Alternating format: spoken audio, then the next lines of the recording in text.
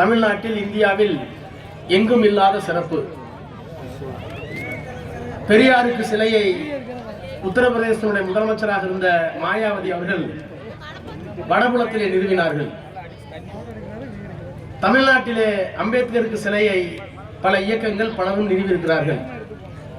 ஆனால் உத்தரப்பிரதேசத்தில் பெரியாருக்கும் அம்பேத்கருக்கும் ஒரே இடத்தில் சிலை இல்லை. தமிழ்நாட்டிலும் பெரியாருக்கும் அம்பேத்கருக்கும் ஒரே இடத்தில் சிலை இல்லை. சிலை வைப்பது என்றாலே அதில் எவ்வளவு சிரமங்கள் இருக்கிறது என்று, சட்ட சிக்கல் இருக்கிறது என்றெல்லாம் உங்களுக்கு தெரியும்.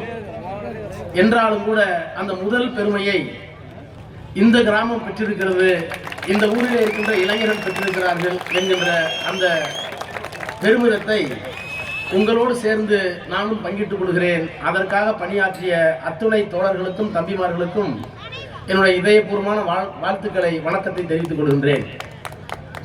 நம்முடைய ராமகிருஷ்ணன் அவர்கள் இங்கே ஒரு நீண்ட உரையை ஆற்றினார்.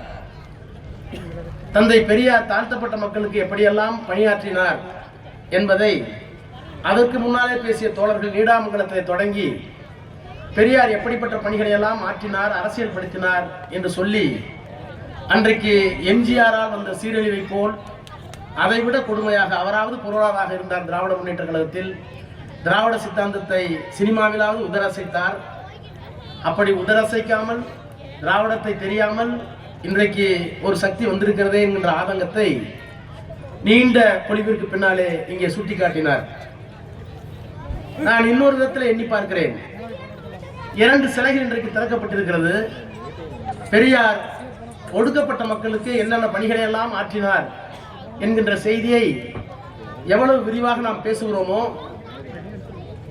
அதே போல் டாக்டர் அம்பேத்கர் அவர்கள் பிற்படுத்தப்பட்ட மக்களுக்கு என்ன செய்தார் என்பதையும் நாம் அதிகமாக பேச வேண்டும் என்பதை நம்முடைய தோழர்களுக்கு, தம்பிமார்களுக்கு நான் இங்கே குறிப்பிட்டு சொல்ல விரும்புகிறேன். உள்ளபடியே இன்றைக்கு பிற்படுத்தப்பட்ட மக்கள் யாராக இருந்தாலும், அது முக்குளத்தூராக இருந்தாலும், நாடாராக இருந்தாலும், வேளாள கவுண்டராக இருந்தாலும், முதலியாராக இருந்தாலும், வன்னியராக இருந்தாலும், ஒடுக்கப்பட்ட மக்கள் எவ்வளவு நன்றி பாராட்ட வேண்டுமோ பெரியாருக்கு, அதற்கு சற்றும் குறையாத அளவிற்கு நன்றி பாராட்டுதலை அம்பேத்கருக்கு தெரிவிக்க வேண்டும். அம்பேத்கர் தீண்டாமை குறித்த மிகப்பெரிய ஆய்வு நடத்தினார். இந்த மண்ணில் தீண்டாமை எப்படி தோன்றியது என்பதற்கு வரலாற்று பூர்வமான பல ஆய்வுகளை எல்லாம் நடத்தி, எப்போது தீண்டாமை இந்த மண்ணில் வந்தது என்பதை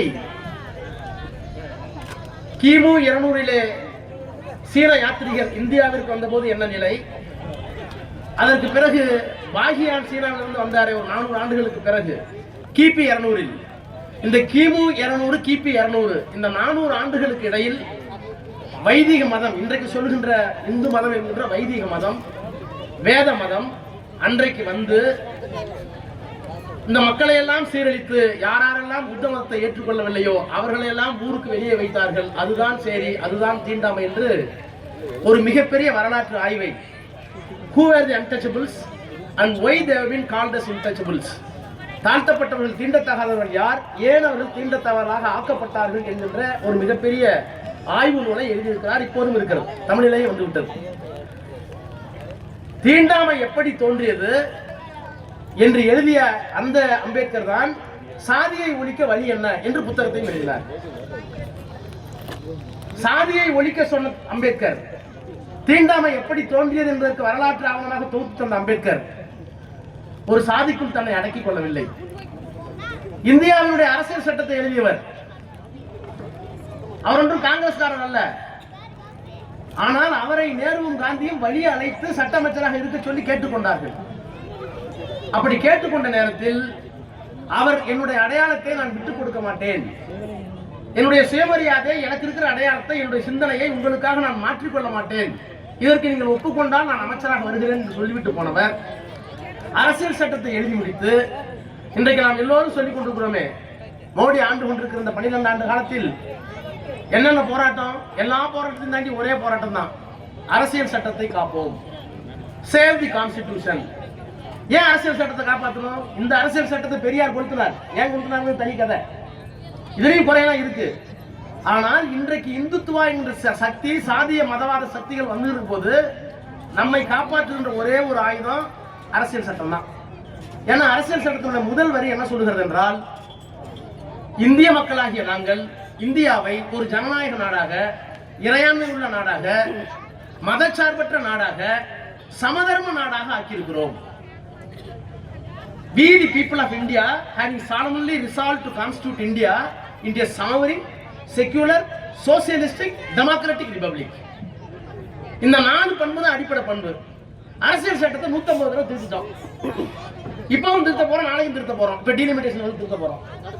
ஆனால் 13 நீதிபதிகள் உச்ச நீதிமன்றத்தில் உட்கார்ந்து 140 நாள் ஆர்குமெண்ட்டை கேட்டு, நடுஇரவு 12 மணி வரைக்கும் சுப்ரீம் கோர்ட்டை திறந்து வச்சு கேட்டு, அந்த வாதத்திற்கு பிறகு என்ன சொன்னார்கள் என்றால், நாடாளுமன்றத்துக்கு அரசியல் சட்டத்தை திருத்துவதற்கு எல்லா உரிமையும் இருக்கிறது. ஆனால் அரசியல் சட்டத்தினுடைய அடிப்படை பண்புகள் இருக்கிறது, இந்த 4 பண்பு, இந்த 5 பண்பு, இந்தியா ஒரு ஜனநாயக நாடு, இந்தியா ஒரு இறையாண்மையுள்ள ஜனநாயக நாடு, இந்தியா ஒரு சமதர்ம நாடு, இந்தியா ஒரு மதச்சார்பற்ற நாடு, இந்தியா ஒரு குடியரசு. இந்த 4 தன்மைகளையும் நீங்கள் மாற்றக்கூடாது. யார் வேணாலும் ஆட்சிக்கு வா, மோடி வா, யார் வேணாலும் போ, எதை வேணாலும் மாத்திக்க.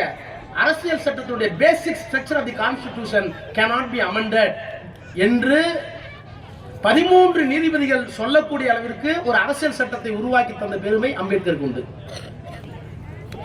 அதல்ல அம்பேத்கர் நிறைவடைவது. அந்த அம்பேத்கர், இந்த தேசத்திற்கு அரசியல் சட்டத்தை கொண்டு வந்த அம்பேத்கர் பதவி விலக நேரிட்டது. ஏன் பதவி விலகினார்? எத்தனை பேருக்கு தெரியும்? எதுக்காக விலகினார்? அவர் ஏன் அவ்வளவு பெரிய பதவி விட்டுட்டு வந்தாரு? 3 காரணங்களுக்காக விளங்கிறார். ஒன்று, இந்து திருத்த மசோதா, இந்து மதத்தில் சில திருத்தங்களை கொண்டு வர வேண்டும் என்பதற்காக அவர் கொண்டு வந்த ஒரு பில், ஒரு மசோதா, ஒரு சட்டம் முன்வடிவு. அந்த சட்ட முன்வடிவை நேரு ஏற்றுக்கொண்டார். அவர் ஒரு முற்போக்குவாதி. அவரெல்லாம் கடவுளை பத்தி கவலைப்படாதவர். தன்னை ஒரு அக்னாஸ்டிக், நான் கடவுளை பற்றி எனக்கு உண்டா இல்லையான்னு கவலையே இல்லை, நம்ம இல்லைன்னு சொல்றோம், சில பேர் இருக்குங்கிறான். அவர் என்ன சொன்னார்னா, உண்டா இல்லையாங்கிற ஆராய்ச்சிக்கு நான் போகல, அதை பத்தி எனக்கு கவலை இல்லைன்னு. அப்படிப்பட்ட நேரு அதை ஒப்புக்கொண்டார். ஒப்புக்கொண்ட பிறகு நாடாளுமன்றத்துக்கு வருது. அதுல என்னென்னலாம் இருக்கு? பெண்களுக்கு சொத்துரிமை 1.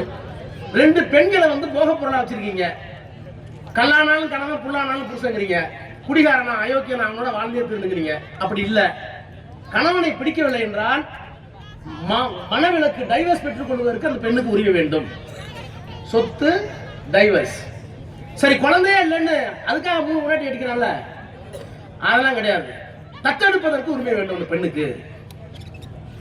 இந்த சட்டங்களை எல்லாம் கொண்டு வந்தார். இதெல்லாம் இன்னைக்கு சாதாரணமா போச்சு உங்களுக்கு. இதுக்கெல்லாமா ஒரு அம்பேத்கர் தேவைன்னு உங்களுக்கு தோணுது. இப்படி தோணுன விளைவுதான் கண்டாவெல்லாம் உட்காந்துருக்கான். தெரிய மாட்டேங்குது, நமக்கு தெரிய மாட்டேங்குது. இதெல்லாம் முடியாதுன்றாங்க.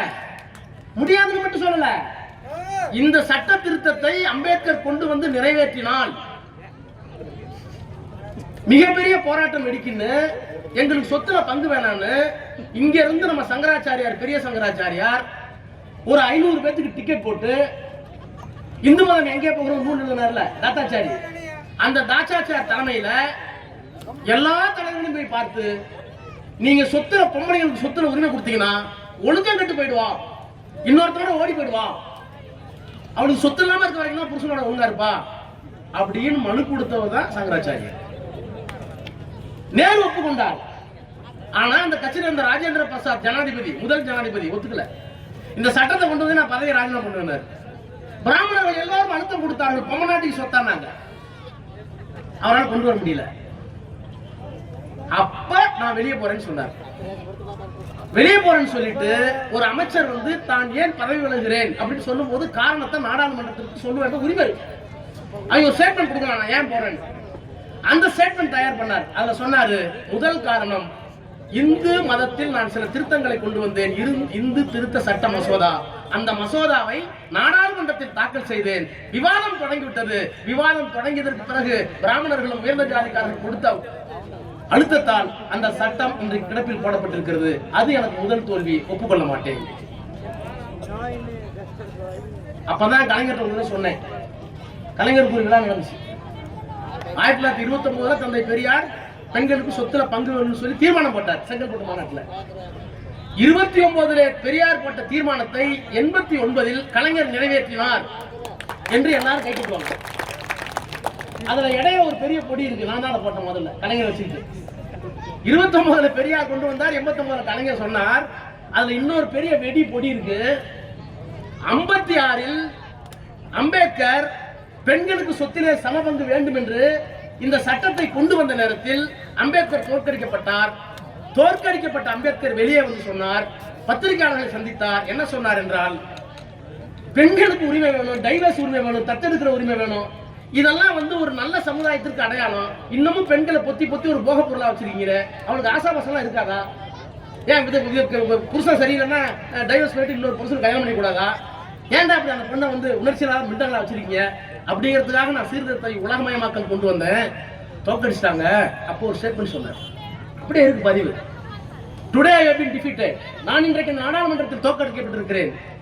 நான் உயிரோடு இருக்க மாட்டேன். எனக்கு அவருக்கு ஏற்கனவே நீரிழிவு சுகர்லாம் வந்துருச்சு. பழைய சத்து 56 இறந்துடுறாருல. அவர் சொல்லுகிறார், still a day will come, a leader will emerge to fulfill my commitment. நான் செத்து போயிடுவேன். என்றைக்காவது இந்த நாட்டில் ஒரு தலைவன் வருவான், இந்த சட்டத்தை நிறைவேற்றி தருவான். எனக்கு தெரியாது யாருன்னு. அம்பேத்கர் 56 சொன்னார் ஒரு தலைவன் வரணும் என்று. அந்த தலைவன் தான் இந்த தலைவன் கலைஞன். அவரை உட்கார வச்சு சொன்னார். இப்படிதான் அம்பேத்கருக்கு வரலாறு. ஆனால் இப்ப ராமகிருஷ்ணன் சொன்னாரே, ஒடுக்கப்பட்ட மக்களுக்கு பெரியார் என்னென்னலாம் செய்தார்னு. இதையெல்லாம் காட்டிலும் இன்றைக்கு தினேஷ் பட்டதாரி, இந்த மேடையில் இருக்கிற பல பிற்படுத்தப்பட்டவர்கள், கவுண்டராக இருந்தாலும், நாடாராக இருந்தாலும், செட்டியாராக இருந்தாலும் எல்லாரும் பட்டதாரி. எல்லாரும் அரசு வேலைக்கு போகக்கூடிய தகுதி உள்ளவர்கள். இவர்கள் எல்லாம் பட்டம் பெறுவதற்கும் அரசு பதவிக்கு போவதற்கும் காரணம் அம்பேத்கர், அம்பேத்கர், அம்பேத்கர். என்ன சொன்னார்னா, வெள்ளக்காரன் காலத்திலேயே நான் மந்திரியா இருந்தேன். 1946 வைஸ்ராய் கவுன்சில். அப்ப வைஸ்ராய் கவுன்சில் ஒரு labour minister, Ambedkar labour minister. 46 நான் வெள்ளக்காரன் லேபர் மினிஸ்டரா இருக்கும்போது தாழ்த்தப்பட்டவர்கள் யார், அதை வெள்ளக்காரன் எடுத்துட்டான். யார் தாழ்த்தப்பட்டவர்கள்? தீண்டாமை, தொடக்கூடாது, பார்க்கக்கூடாது, நெருங்கக்கூடாது, குளத்துக்கு தண்ணி எடுக்கக்கூடாது. இதெல்லாம் ஒரு ஜாதி இருக்குல்ல. இப்ப தமிழ்நாட்டில் பறையர், பல்லர், அறிஞர், அது மாதிரி ஆந்திராவில் மாலாடி. இப்ப எல்லா மாநிலத்திலும் தாழ்த்தப்பட்டவர்கள் யார், தொடக்கூடாத மக்கள் யார், அவர்களுக்கு கல்வி கிடையாது, எல்லாம் இருக்கு. அவங்கதான் பட்டியல் இனம், ஷெட்யூல்டு காஸ்ட். அந்த ஷெட்யூல்டு காஸ்ட் பட்டியல் வெள்ளக்காரனே தயார் பண்ணான். உருவாக்குறது அவளும் இந்த மதமும். இவெல்லாம் ஏன்டா அப்படி இருக்க, படிக்க வைடான்னு சொல்லி யாராக தான் தாழ்த்தப்பட்டவன். ஏன்னா இந்த ஊர்ல ஒரு பேர் சொல்றீங்க, ஆந்திராவில் ஒரு பேர் சொல்றீங்க, ஒரிசாவில் ஒரு பேர் சொல்றீங்க. இப்ப சொல்றவங்க தலித்து. இந்த தலித்துலாம் யார் யாரு என்னென்ன ஜாதி மாநில வாரியா எடு.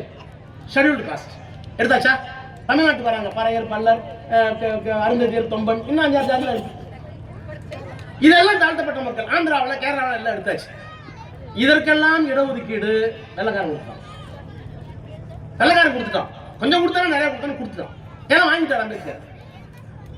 நாடு சுதந்திரம் அடைந்ததற்கு பிறகு எவ்வளவு பெரிய மனிதாபிமானி. மானுட சமுத்திரம் நான் என்று கூறுவான். அம்பேத்கர் சொன்ன வார்த்தை என்ன தெரியுமா? பாரதிதாசன் சொல்லுவார், மானுட சமுத்திரம் நான் என்று கூறு. எல்லாரும் மனுஷன்டா, ஜாதி மயிறு மட்ட போடா. அம்பேத்கர் சொன்னார், யூனிவர்சல் பிரதர்ஹுட், சர்வதேச சகோதரத்துவம். சர்வதேச சகோதரத்துவம், மாநில சமுதாயம் நான் என்று கூறுனா ரஷ்யாவில் இருக்கிற மனுஷன் அவனுக்காக நீ போராடணும், கருப்பனுக்காக நீ போராடணும். எங்காவது ஏதோ ஒரு காரணத்திற்காக ஒடுக்கப்பட்டால் பாதிக்கணும். பெரியாரே அதானே. பெரியார் பணக்காரனா பிறந்தாரு, ஏழைக்காக போராடினார். பெரியார் ஆணாக பிறந்தார், பெண்ணுக்காக போராடினார். பெரியார் ஓரளவு உயர்ந்த ஜாதி என்று சொல்லப்படுகின்ற ஒரு ஜாதியிலே பிறந்தார், ஆனால் ஒடுக்கப்பட்டவனுக்காக போராடினார். இதுதான் மானுட சமுத்திரம் நான் என்று கூறு. யூனிவர்சல் பிரதர்ஹுட் அம்பேத்கர் பயன்படுத்தின வார்த்தை.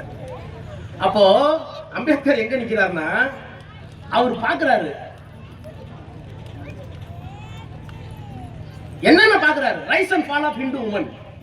இந்து மதத்தில் பெண்கள் ஏன் கீழே கிடக்கிறாங்க. அப்புறம் ரிடன்ஸ் இன் இந்துயிசம், இந்து மதத்தினுடைய புதிர்கள். பிலாசபி ஆஃப் இந்துயிசம், இந்து மதத்தின் தத்துவம். என்ன தத்துவம்? ஒரு மதத்தினுடைய தத்துவம் என்னன்னா, இதெல்லாம் தத்துவம் சொல்லிட்டு அதுல மிக முக்கியமாக சூத்திரர்கள் படிக்க கூடாது, தாழ்த்தப்பட்ட உள்ளே வரக்கூடாது, சூத்திரர்கள் படிக்க கூடாது. அப்போ இன்னும் தெளிவா சொல்லணும்னா, தாழ்த்தப்பட்ட மக்கள் கொடுத்தாச்சு, ஆரம்பிச்சிருச்சு, அது அதிகமாயிட்டே வருது. பிற்படுத்தப்பட்டவர்களுக்கு எங்கே இடம் ஒதுக்கீடு? தாழ்த்தப்பட்டவன் பறையம் பண்ண சக்தி தமிழ்நாட்டில் அது மாதிரி தமிழ்நாட்டில் யார் பிற்படுத்தப்பட்டவன்? எந்த ஜாதி பிற்படுத்தப்பட்ட ஜாதி? உங்கள்கிட்ட பட்டியல் இருந்துச்சா? வெள்ளக்காரன் பட்டியல் இருந்துச்சா? இல்ல. அரசியல் சட்டத்தின் 342வது வரைவு பிரிவுல அம்பேத்கர் சொன்னார், என்னை போல தாழ்த்தப்பட்ட மக்களும் படிப்பு இல்லாம தான் இருக்கான், ஆனா அவன்கிட்ட நிலமெல்லாம் வசதி இல்ல, ஆனா கவுண்டருங்கள்ட்ட நிலமெல்லாம் இருக்கு, தேவர்கிட்ட நிலமெல்லாம் இருக்கு, நாடார்கிட்ட நிலமெல்லாம் இருக்கு, வில்லு வண்டி தான் இருக்கு, முதலியார் வசதியா தான் இருக்காரு, ஆனா படிக்க விடாம பண்ணிருக்காங்க பிராமணர்கள். கல்வி இல்லை, அவர்களுக்கும் கல்வி இல்லை, அவர்களும் அரசு உத்தியோகத்தில் பங்கு பெறவில்லை. அப்ப அதிகாரம் என்ன? அம்பேத்கர் சொல்லுவார், என்ன அதிகாரம்? நானு அண்ணன் சத்யராஜ் எல்லாரும் 100 பேர் போய் பஸ் நிறுத்திடுவோம்னா திருக்கு பிடிச்சிட்டா நல்லா தானே அடிக்கிறது கேட்பாங்கள. என்ன கேட்பாங்க, பெரிய படிப்பாளிகள் யூஸ் ஆகும். நாங்க 10 பேர் போய் பஸ் நிறுத்த மாட்டோம். ஆனால் கல்வியால் ஒரே ஒரு போலீஸ்காரர் சப் இன்ஸ்பெக்டர் யூனிஃபார்ம் போட்டுட்டு விசில் அடிச்சா நிக்க வண்டி. அவன் மீது கல்வி செலுத்தப்பட்டிருக்கிறது. அந்த கல்வியின் பால் அதிகாரம் பதியப்பட்டிருக்கிறது. அப்ப கல்வியும் அதிகாரமும் இருந்தால்தான் சமூகத்தை கட்டுப்படுத்த முடியும், சமூகத்தை ஒழுங்குபடுத்த முடியும். அம்பேத்கர் சொன்னார், கவுண்டர்கிட்ட சொத்துலாம் இருக்குப்பா, முதலாளி சொத்துலாம் இருக்குப்பா, எல்லாம் 10 ஏக்கர் பண்ணை வச்சிருக்கான்பா, அந்த வயல்ல வேலை செய்யற தாழ்த்தப்பட்டு வந்துடாம்பா, அதோட வாழ்க்கை நிறைவடைகிறதா? அவனுக்கு அறிவு வர வேண்டாமா? அவன் ஒரு டெப்டி கலெக்டர் ஆக வேணாமா? ஜட்ஜ் ஆக வேணாமா? கவுண்டராகவே இருக்கிறதா? நாடாக இருக்கிறதா? வன்னியராகவே இருக்கிறதா? தாழ்த்தப்பட்ட மக்களை போலவே பிற்படுத்தப்பட்ட மக்களும் கல்வியிலும் அதிகாரத்தில் பின்தங்கி இருக்கிறார்கள். அவர்கள் யார் என்பதை கண்டறிய வேண்டும். தாழ்த்தப்பட்ட மக்கள் யாரும் வெள்ளக்காரன் பட்டியல், அதான் ஷெட்யூல்டு கிளாஸ் பட்டியல் இனம் பட்டியல் போட்டாங்க, வேற ஒண்ணும் கிடையாது. அந்த மாதிரி பட்டியலை பிற்படுத்தப்பட்ட மக்களுக்கு ஏன் போடவில்லை? போட வேண்டும், எழுதியவர் அம்பேத்கர் 342. இதை நேரு செய்ய மாட்டேங்கிறாங்க, விட மாட்டேங்கிறாங்க நேருட்ட. அப்புறம் நேருக்கு அழுத்தம் கொடுத்து போடுறாங்க, ஒரு கமிஷன் போடுறாங்க, அக்ரிகல்ச்சர் கமிஷன் அப்படின்னு ஒரு கமிஷன் போடுறாங்க. அந்த கமிஷன் கடைசி வரைக்கும் ரிப்போர்ட்டே கொடுக்கல. இந்திரா காந்தி காலத்தில் போடுறாங்க, அந்த ரிப்போர்ட் கொடுக்கல.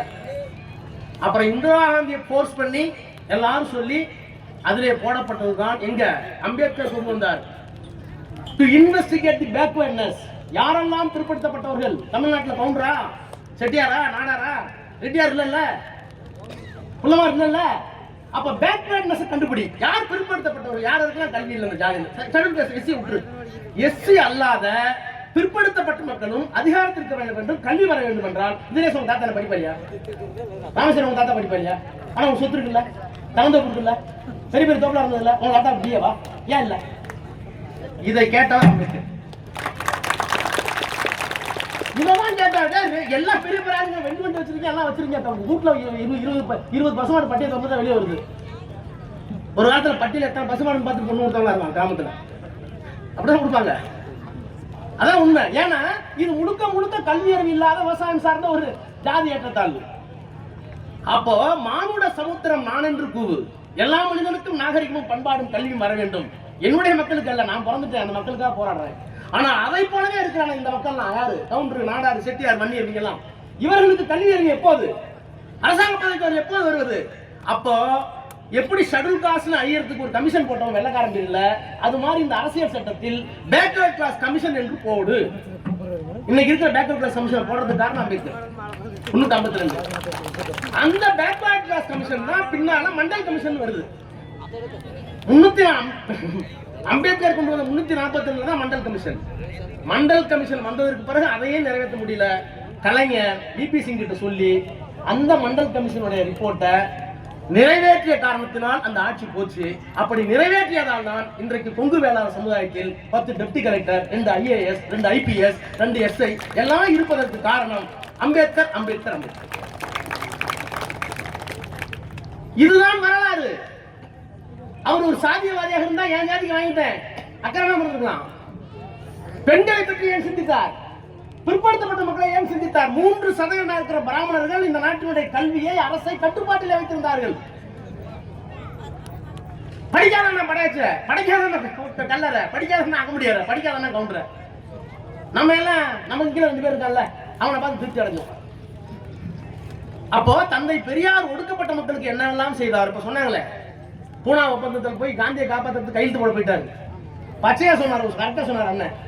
காந்தி செத்தா பரவாயில்ல, அதனால ஒன்றும் பெரிய தோசைலாம் வந்துடாது, கையெழுத்து போடாதீங்கன்னு தந்தி அடிச்ச ஒரே ஒரு மனிதர் தந்தை பெரியார் தான்.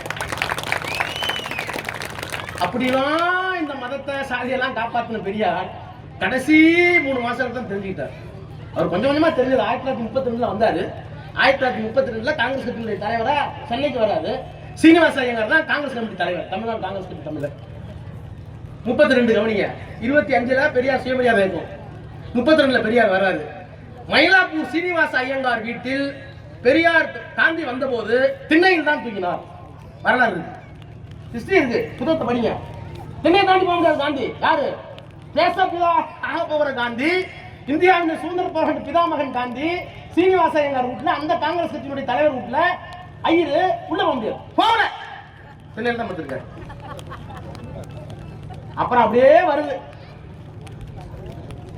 42 43 வந்த பிறகு திரும்பவும் வரார். கஸ்தூரிபாவோட மனைவி கஸ்தூரிபாவோட காந்தி வரார். காந்தி வந்தப்பதான் சீனிவாச ஐயங்கார் அதே காங்கிரஸ் கமிட்டி தலைவர் 2 பேர்த்தையும் உள்ள வாங்கன்னு பெட்ரூம் வரைக்கும் கூட்டு போயிருக்காங்க. காந்தி கேட்டாராம், என்ன அதிசயமா இருக்குன்னு. அப்பதான் சொன்னாங்களா, ஈவே ராமசாமி பண்ண அதிசயம். பெரியார் எந்திரிக்க எந்திரிக்க திண்ணையில இருந்த காந்தி உள்ள போனார். பெரியார் எந்திரிக்க எந்திரிக்க கற்பகத்துக்குள்ள நம்மளே போறோம். இதையெல்லாம் செய்தவர் பெரியார், அதையெல்லாம் செய்தது அம்பேத்கர். இதையெல்லாம் செய்த பெரியாரும் அதையெல்லாம் செய்த அம்பேத்கரும் இன்றைக்கு இந்த கிராமத்தில் சிலையாக இருக்கிறார்கள். இதை பாராட்ட வேண்டும். என்ன இன்னும் சொல்ல போனா, கலைஞர் இருந்தா கூட அந்த மன வலிமை தெரியாது. பெரியார் பிறந்த நாள் சமத்துவ நாள் அறிவிக்கிறாங்க, கருப்பு சட்டை எல்லாம் செஞ்சு காட்டுறோம். அதுக்கு என்ன உடனே ஆணை போட்ட. ஒரு 6 மாசம் கழிச்சு திருமாவளவன் வந்து SC/ST கண்காணிப்பு கூட்டம் ஒன்று இருக்கு. அரசு அதிகாரிகள் வச்சு தாழ்த்தப்பட்ட மக்களுக்கு என்னென்ன உரிமை கூட்டம், அதில் நானும் இருந்தேன் கமிட்டியில். அவர் சொன்னார், பெரியாருக்கு வந்து சமத்துவ நாள் வச்சுட்டீங்க, சமூக நீதி நாள் வச்சுட்டீங்க, அம்பேத்கர் பிறந்த நாளை சமத்துவ நாள்னு அரசு கொண்டாடணும், ஒவ்வொரு வில்லேஜையும் கொண்டாடணும், ஒவ்வொரு ஊராட்சி மன்றத்தையும் கொண்டாடணும். கொஞ்சம் தைரியமா இல்லையா? மற்ற ஜாதிலாம் எப்படி இருப்பாங்களோ ஒத்துக்குவாங்களோன்னு சொன்னா நம்ப மாட்டீங்க. அது வழங்கப்படும் என்று ஆணையிட்டு கோட்டையிலிருந்து வீட்டுக்கு வரதுக்குள்ள ஜிஓ இஷ்யூ. அரசாணையை கொடுத்தவர் முத்துவேல் கருணாநிதி ஸ்டாலின். இதெல்லாம் நினைச்சே பார்க்க முடியாது. என் பொண்ணு லண்டன்ல படிக்குது, சட்ட மேற்படிப்பு. நான் பார்க்க போயிருந்தேன் அண்ணா, பார்க்க போயிருந்தேன். இந்த தமிழ்நாட்டு மக்கள் எல்லாருமே பூச்சி ஊடுற பையன் இங்க நிறைய பேர் இருக்காங்க. நம்ம சேகர்பாபு பையன் எல்லாம் தான் படிக்கிறாங்க. இந்த செட்டுக்கு கேங் மாதிரி நம்ம பொண்ணு லீடர் அக்காக்காந்து. சரி, எல்லாத்தையும் கூட்டிட்டு போயிட்டு சாப்பாட்டுக்கு வாங்கப்பாடு 10 பேர் கூட்டிட்டு போவாங்க. அதில் புதுக்கோட்டை இருந்து ஒரு பையன் தான். எந்த ஒரு பையன் கேட்டால் புதுக்கோட்டை. நான் உங்க அவருக்கு ஐயா அவங்க பேசலாம் நல்லா கேட்பேன் யூடியூப்ல, நான் உங்க ஃபேனு அப்படின்னா. சரி, வாப்படம் தட்டி கொடுத்து கூட்டிட்டு போய் அப்படியே கேட்டேன், உங்க அப்பா என்ன பண்றாருன்னு. எங்க அப்பா கூலிங்க. கூலியா? என்ன படிக்கிறேன் நான்? இங்க LLM அக்கா படி வேற காலேஜ், நான் பக்கத்து காலேஜ் படிக்கிறேன். எப்படி அவனுக்கு ஃபீஸெல்லாம் அப்படி கட்டினேன்? எனக்கு ஒன்றும் தெரியாதுன்னா சட்டம் படிக்கணும்னு சொல்லிட்டு இருந்தேன். தமிழ்நாட்டு முதலமைச்சர் ஸ்டாலின் வந்து அம்பேத்கர் அயலக கல்வி திட்டம்னு ஒரு திட்டத்தை கொண்டு வந்து தாழ்த்தப்பட்டவர்கள் படித்து மெரிட்ல வெளிநாட்டு யூனிவர்சிட்டியில இடம் கிடைச்சா அந்த கல்வித் தொகையை நானே ஏற்றுக்கொள்கிறேன், அரசே ஏற்றுக்கொள்ளணும் அறிவித்தார். அது அம்பேத்கர் பேர்ல இருக்குன்னா சொல்லின்னு ஒரு அரவத்தமா இருந்தது. நமக்கு என்னன்னா, கூலி விட்டு பிள்ளைலாம் அங்க வந்து படிக்கிறானேன்னு நம்மள அறியாம ஒரு புத்தி இருந்திருக்குமோ அப்படின்னு அவமானப்பட்டேன். இப்படி கேட்டமே நான் அவமானப்பட்டேன். ஆனால் இப்படி ஒரு அதிசயத்தை நிகழ்த்தி முத்துவேல் கருணாநிதி ஸ்டாலின் இந்த மகத்தான மனிதர் பெரியாரையும் அம்பேத்கரையும் இரு சுவாச பகுதியில் தூக்கி வைத்துக் கொண்டு ஆடுகிறாரே என்று ஆனந்த கண்ணீர் விட்டேன். அப்படி ஆனந்த கண்ணீர் விட்ட காலத்துல இப்ப உண்மையாலுமே கண்ணீர் விடுவாங்க. சிந்தனையால் வந்த ஒரு இயக்கம், சிந்தனையால் ஏற்பட்ட அரசியல் மறுமலர்ச்சி வெறும் சினிமா ஆட்டத்தால் போய் கொண்டிருக்கிறதே என்கிற கவலை இன்றைக்கு இருக்கிறது. இந்த ஊர் மக்களை தான் நான் ஒரு தடவை காலத்துக்கு விடுகிறேன். ஏன்னா நாடு சீரழிஞ்சிட்டு இருக்கும்போது நீங்க மட்டும் எப்படிப்பா இவ்வளோ அறிவோடு பல சிந்தனையோடு தெளிவா இருக்கீங்க. அதனால என்னுடைய தினேஷ்குமார் சொன்னார், அண்ணே இந்த பஞ்சாயத்துல மட்டும் விசில் 3வது இடம், நம்ம தானே முதல் இடம். சபாஷ், வாழ்க பெரியார், வாழ்க அம்பேத்கர். நன்றி, வணக்கம்.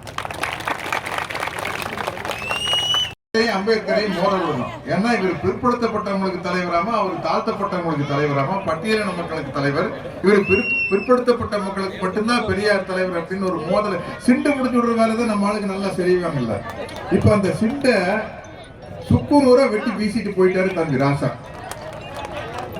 எல்லா சிண்டுகளையும் வெட்டிட்டாரு. இனிமே சிண்டு வெட்டி இருக்காங்க அவங்களுக்கு வாய்ப்பே கிடையாது. அவ்வளவு புள்ளி விவரத்தோட அருமையா பேசிட்டாரு.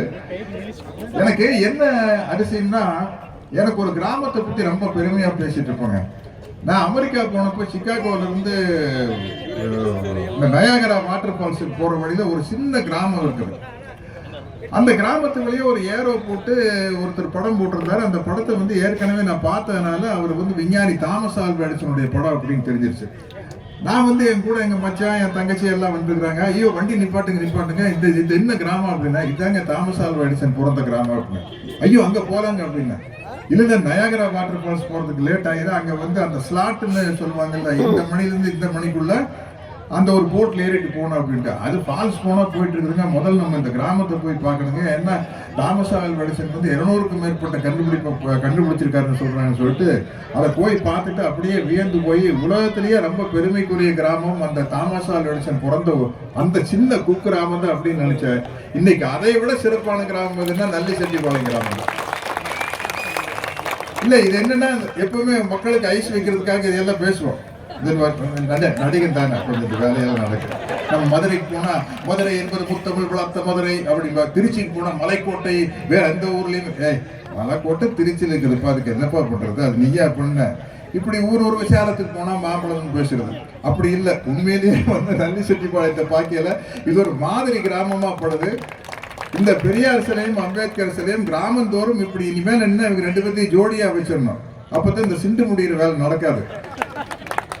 இங்க ஒவ்வொரு விஷயத்தையும் வந்து அண்ணன் கோவை ராமகிருஷ்ணன் வந்து முதல்ல அவருக்கு தலையில் நிறைய முடி இருக்கிறத பார்த்து அவர் அண்ணனா தம்பியா எனக்கு ஒரே குழப்பம். அப்புறம் அவருக்கு 75வது பிறந்த நாள் வந்து வாழ்த்து சொன்னோன்னு கன்ஃபார்ம் பண்ணிட்டேன். சரி அவர் நம்மளுக்கு அண்ணன் தான், இனிமே அண்ணன் கூப்பிடலாம் அப்படின்னு. அதே மாதிரி ஆரிச்சாமி என்ன அடுத்த வருஷம் 80வது வயசு அவருக்கு வரப்போகுது. இது ஏன் நம்மளுக்கு நம்ம எல்லாம் ஏன் இவ்வளவு நாள் ரொம்ப நாள் உயிரோடு இருக்கிறோம் தெரியுங்களா? இந்த ஜப்பான்ல ஒரு புக்கை எழுதியிருக்காங்க, இக்கிகை அப்படின்ட்டு. இக்கிகை அந்த ஒரு குறிப்பிட்ட ஊர்ல வந்து எல்லாருமே 100 வயசு தாண்டி வாழ்ந்துட்டு இருக்கிறாங்க. அதுக்கு என்ன காரணம்னா, அவங்களுக்கு வந்து பண நிறைவை விட மன நிறைவு ரொம்ப முக்கியம். அந்த மன நிறைவு வரும்போது நம்மளுக்கு சந்தோஷம் அதிகமாகுது. அந்த மகிழ்ச்சி, ஹாப்பி ஹார்மோன்ஸ் சொல்றோமே, அந்த செரட்டோனின், டோபமின் அப்படி இப்படின்னு என்பது சொல்லுவாங்க. அதெல்லாம் சுரப்பதின் மூலமாக அவங்க ரொம்ப நாள் ஆயுஷோட ரொம்ப நாள் உயிரோடு இருக்கிறாங்க. அது காரணம் வந்து மன நிறைவு தான். அந்த மன நிறைவு பெரியார் தொண்டர்களுக்கும் அம்பேத்கர் தொண்டர்களுக்கும் இருக்குது. அதனால்தான் பாருங்க, ஐயா வந்து 94-95 வயசு வரைக்கும் இருந்தார் ஐயா பெரியார் அவர்கள். இப்ப நம்ம ஆசிரியர் பேராமணி ஐயா வந்து 93 வயசாயிருச்சு. இப்ப பெரியார் திடலுக்கு ஒரு நிகழ்ச்சிக்கு போயிருந்தோம். தோழர் கனிமொழி அவர்கள் வந்திருந்தாங்க. ஆசிரியர், நானு, தோழர் கனிமொழி எம்பி அவர்கள் எல்லாம் உட்கார்ந்து பேசிட்டு இருந்தோம். தொண்டர்கள் வந்து ஐயா மேடை ரெடி ஆயிடுச்சு, நம்ம எல்லாம் போலாங்க ஐயா அப்படின்னா. நானு தோழர் கனிமொழி எம்பி அவர்களும் எந்திரிக்கையில கையை இப்படி மூணி எந்திரிச்சா ஆசிரியர் அப்படியே டபக்கு எந்திரிச்சு கொடுக்கணும்னு ஓடுறாரு. அதுக்கு என்ன காரணம்? இந்த மன நிறைவு இருக்கிறதுனால தான் அந்த மகிழ்ச்சி. நம்ம வந்து இந்த சமூகத்துக்கு எதையாவது செய்யறமே அப்படிங்கிற மகிழ்ச்சி. சினிமாவில் நடிக்கிற பண நிறைவு வரும், ஆனா மன நிறைவு இந்த மாதிரி நிகழ்ச்சிக்கு வரும்போது தான் வரும். அதுலயும் மன நிறைவு வரும். எப்ப வரும்னா, பெரியார் மாதிரி ஒரு உருப்படியான படத்தில் நடிச்சோம்னா மன நிறைவு வரும். இல்லாட்டி வெறும் பண நிறைவு மட்டும்தான் வரும். அப்படி நிறைய பண நிறைவு வந்திருக்குது. மன நிறைவு வந்து வேதம் புரியுது. பெரியார் அமைதிப்படையில வந்து மோசமான ஒரு வில்லனா நடிச்சாலும் கூட இன்னைக்கு பல பேரை வந்து நீங்க அமாவாசை அடையாளம் இனிமேலையாவது அமாவாசைகளை அடையாளம் கண்டுபிடிங்க சாமிகளா. அமாவாசையில நாகராஜேஸ்வரன் ஆகிட்டே இருக்காதீங்க, சரிப்பட்டு வராது. ஏன்னா கொஞ்சமாவது படிக்கணும், படிச்சு தெரிஞ்சுக்கணும். நம்ம அண்ணன் கோவை ராமகிருஷ்ணன் அண்ணன் அவர்கள் சொல்லும்போது சொன்னாங்க, மக்கள் தலைவர் எம்ஜிஆர் அவர்களை பற்றி சொன்னப்போ, அவர் 19 வருஷம் அவராக திராவிட முன்னேற்ற கழகத்தில் இருந்தாரு. அவருடைய படங்கள்ல பூரா தந்தை பெரியாருடைய கொள்கைகளை, அண்ணாவுடைய கொள்கைகளை, இன்னும் சொல்ல போனா பொது உடைமை சித்தாந்தங்களை நிறைய பரப்புனார். கம்யூனிஸ்ட் கட்சி விஷயங்களை வந்து நிறைய பரப்புனாரு. அப்படி அவருக்கு ஒரு வரலாறு இருக்குது. இப்ப என்னன்னா, நம்ம வந்து மிகப்பெரிய ஒரு போராட்டம், உத்வேகம், வேகம் எல்லாம் என்னுடைய கணிப்பு சரியா இருந்தா அண்ணா ராமகிருஷ்ணன் கிட்ட கேட்கணும், 67 வரைக்கும் ஒரு வேகம் இருக்குது. 1967ல திராவிட முன்னேற்ற கழகம் ஆட்சிக்கு வர வரைக்கும் ஒரு வேகம் இருந்தது. அப்ப இருந்த காங்கிரஸ் கட்சி வந்து பண்ணையார் கட்சி, மிட்டாமராஸ் கட்சி, ஜமீன்தார் கட்சி. என்ன, எங்க சொந்தக்காரங்க பூரா அங்க மந்திரியா இருப்பாங்க, எம்எல்ஏவா இருப்பாங்க, தம்பி ஆராசா சொன்ன மாதிரி நிலவரம் இருக்கு, வில்லு வண்டி இருக்கு, ரேக்லா ரேஸ் ஓட்டுவாங்க. ஆனா யாருக்கு படிப்பறிவு கிடையாது. எல்லாம் வந்து அந்த கித்தாப்பிலேயே சுத்திட்டு இருக்கிறாங்க. அவங்க தான் வந்து காங்கிரஸ் கட்சியில் இருப்பாங்க. அதுக்கு முன்னாடி இருந்த போராட்டம் வந்து ரொம்ப வேகமா இருந்தது. 1967 திராவிட முன்னேற்ற கழகம் ஆட்சிக்கு வந்த பிறகு அதுல வந்து நம்ம தான் இடத்த பிடிச்சிட்டோமா அப்படின்னு ஒரு சின்ன மெத்தனம் வந்தது. அப்போ வந்து நம்ம திராவிடர் கழக தோழர்கள் மட்டும் கருத்தியல் நல்லா முன்னெடுத்துக்கிட்டு போனாங்க, திராவிட முன்னேற்ற கழக தோழர்கள் முன்னெடுத்துக்கிட்டு போனாங்க. இருந்தாலும் கூட அது என்ன ஆச்சுன்னா, ஆட்சிக்கு வந்தாலும் நம்மளுக்கு ஒரு பெருமை வந்தது பாருங்க. அண்ணா முதலமைச்சராக உட்கார்ந்தப்போ எல்லாரும் சொல்லுவோம், அண்ணா அமர்ந்தார் தமிழ்நாடு எழுந்தது.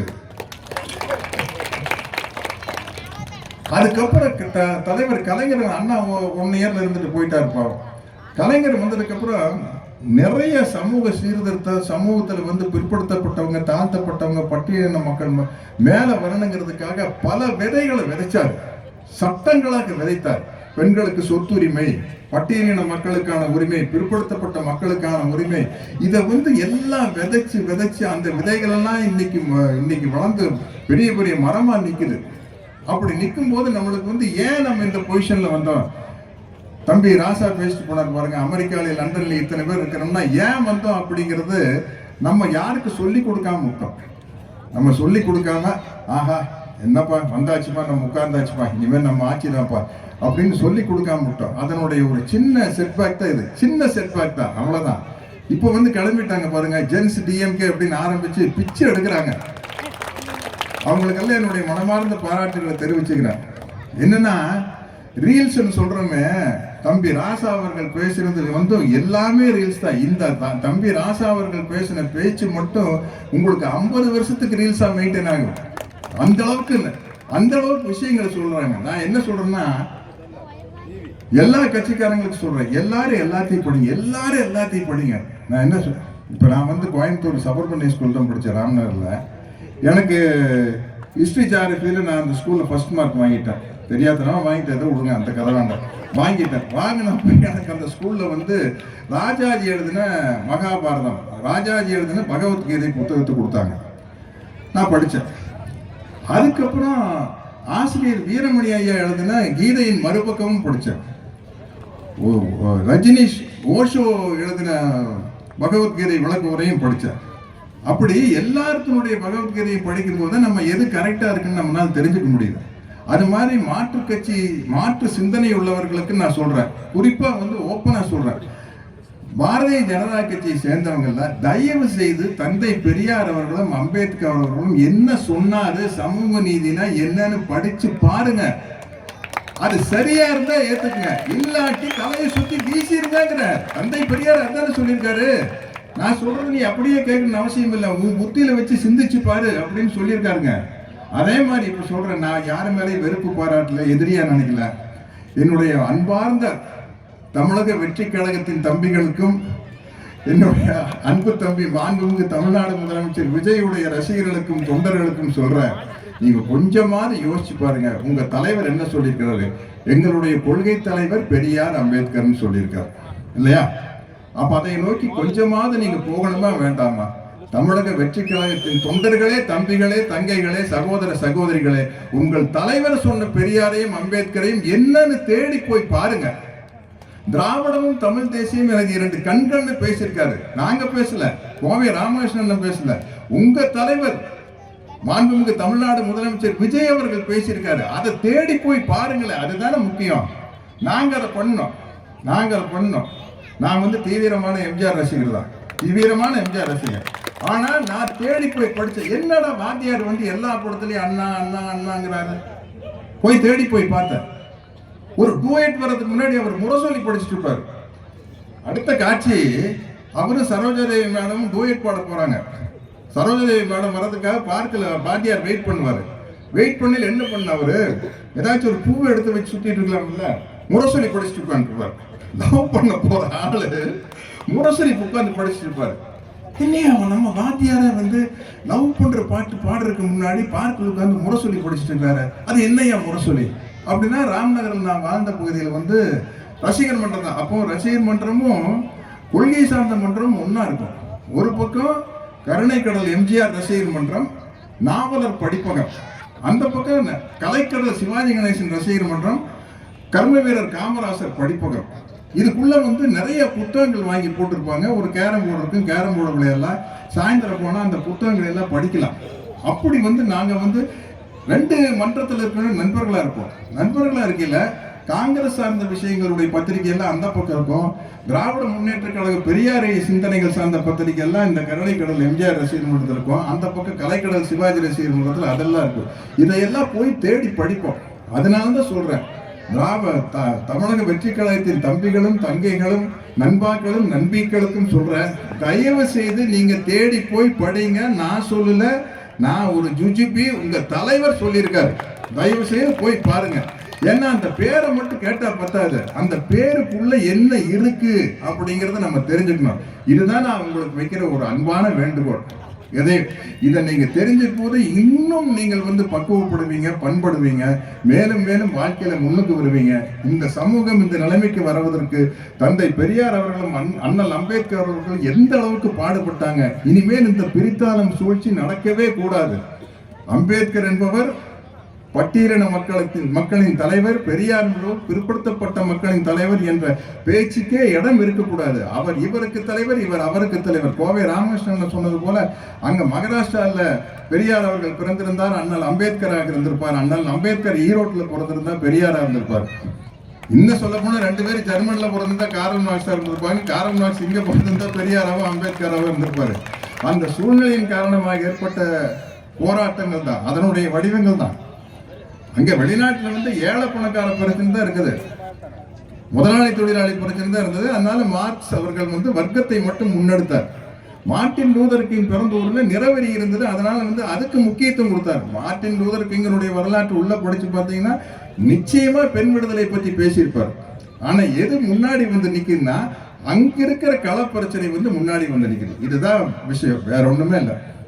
இன்னும் சொல்ல போனா நம்மளுடைய தோழர்கள் அப்புறம் இதை சொல்றேன் பாருங்க, சினிமாவில் நடிச்சா பண நிறைவு இங்க வந்தாத்தான் மன நிறைவுன்னு. அந்த பண நிறைவு ஓரளவுக்கு இருக்குது. அதனால இங்க தந்தை பெரியார் சிலையை அம்பேத்கர் சிலையை வைக்கிறதுக்கு ரொம்ப சிரமப்பட்டாங்க. அதனுடைய அந்த கலெக்ஷன் பண்றதுக்கு ரொம்ப சிரமப்பட்டாங்க சொன்னாங்க. இனிமே எங்கேயாவது தந்தை பெரியார் சிலை அண்ணல் அம்பேத்கர் சிலை வைக்கணும்னா தயவு செய்து எங்கிட்ட வாங்க. இது ஏன்னா வந்து பண நிறைவு வரும் போகும். நாளைக்கு நான் வந்து எனக்கு திடீர்னு நம்ம ஏன் அந்த காலத்தில் நான் ஹீரோவை நடிச்சு பார்த்தாங்களே ஜனங்க, வால்டர் வெற்றிவேல், அமைதிப்படை, திருமதி பஞ்சன், மாமன் மகள், தாய் மாமன்னு, மறுபடியும் ஏன் நான் ஹீரோவை நடிக்கூடாதுன்னு நானே என்னை வச்சு ஒரு படம் எடுத்துன்னு வச்சுங்களேன், பண நிறைவு அவுட்டு நோய்ந்தாகி போயிடும். ஆனால் அந்த மன நிறைவு வந்து அது பர்மனன்ட், அது அப்படியே இருக்கும். அது அப்படியே இருக்கும். இன்னைக்கும் வந்து என்ன எங்களுக்கு எனக்கு நண்பன் மணிவண்ணனுக்கு என்ன மன நிறைவு, என்ன மன நிறைவு? கோயம்புத்தூர்ல ஐயா பெரியார் சிலையை நாங்க 2 பேரும் சேர்ந்து வச்சாங்கிறது மன நிறைவு. அந்த மன நிறைவு மாறவே மாறாது.